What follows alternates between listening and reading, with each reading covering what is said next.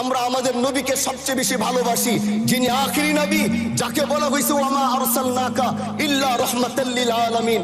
আমরা বারবার দেখছি কিছুদিন পর পর কারা যেন কিভাবে এসে আল্লাহ নবীর শানে কটূক্তি করে, নবীকে নিয়ে অশ্লীল ভাষায় গালিগালাজ করে।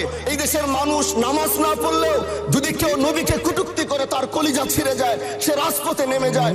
আমি বলবো যারা নবীকে কটূক্তি করে, নবীর নামে গালিগালাজ করে, এদের মৃত্যুদণ্ড, এই আইনটাও যেন বাংলাদেশের এই সংসদ থেকে পাশ করা হয়।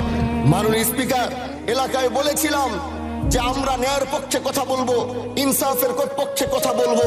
তখন অনেকে হাত ধরে বলেছিল, হামজালা ভাই জাতীয় সংসদে যখন যাবেন একটু বললেন হাতি হত্যার বিচারটা যেন হয়। ন্যায়ের পক্ষে কথা বলেছিল, ইনসাফের আওয়াজ দিয়েছিল। আমাদের মতোই যুবক মাননীয় স্পিকার, তিনি এই যে স্বপ্ন বুনেছিল এক সুন্দর বাংলাদেশ করবার, রাস্তার ভিতরে সেই স্বপ্ন থামিয়ে দেওয়া হয়েছে। এই বিচার যদি না হয় তাহলে আমাদের মতো হামজালাদের নিরাপত্তাও রাস্তায় কেউ দিতে পারবে না মাননীয় স্পিকার। এই জন্য আপনার মাধ্যমে আমি বলতে চাই, হাদি হত্যার বিচার যেন সুনিশ্চিত করা হয়।